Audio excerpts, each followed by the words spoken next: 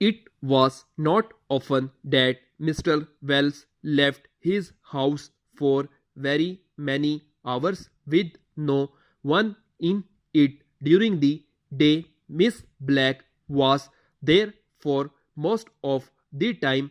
Miss Black could not be called his housekeeper, as he himself kept watch on the stores and on the money spent. In fact, he bought most of the food, cleaning materials, and so on his way home from the office, and merely passed them to Miss Black to put away. No, Miss Black could not be given the high sounding name of housekeepers, but neither could she be called the woman who did for him. She fell somewhere between these two high and low points. She was a daily help of the most valuable kind, and she looked after the house of Mr.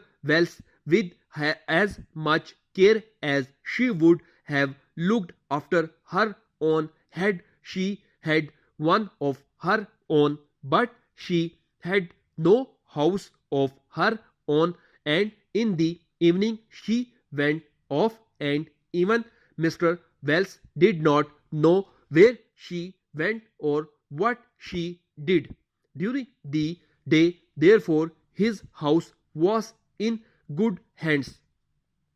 In the evening, there was himself and there was his brother. Generally, they were both at home, for neither of them was much given to giving out. They did not like parties, and they did not like the pictures. They did not care to pay high prices to see plays which in their opinions were generally not worth the money that had to be spent in getting up to town and paying for a reasonable price. Neither of the men had married, and neither had a regular girlfriend. Their evenings were therefore generally spent in the house, and it was the house that they both loved more than any other things in the world. It was certainly a lovely little house, for enough away from the city to be almost in the country. It was peaceful, and there were good views from the windows. From the outside, it looked in most ways much like the home of anyone with a reasonable, well paid position in the city. Few people ever stepped inside, but those who did were greatly surprised, for certainly the inside of the house was not in any way like the common run of houses. It was full of the most valuable things, all carefully placed and marked. What had been two living rooms had been made into one very large room in the form of the letter L.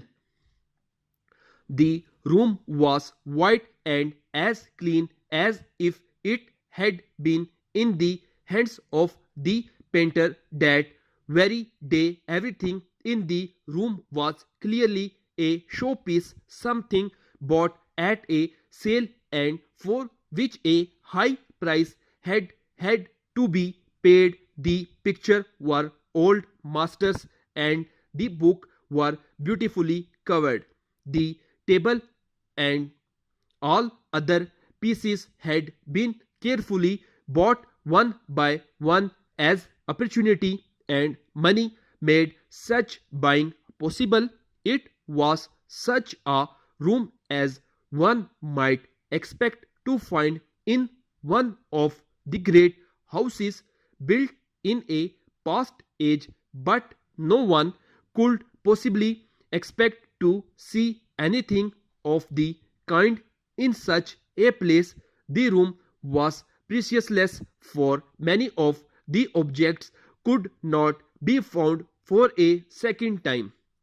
And so the brothers spent their evenings and weekends among their much loved objects of art and tried to make still more perfect that which was already perfection.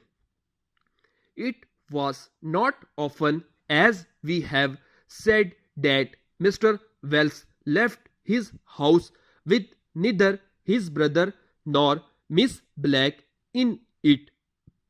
But on that night he had done so. Work had kept him late in the city, and his brother had not been well and had gone away to have a small but necessary operation. Miss Black had left at 5:30 as usual.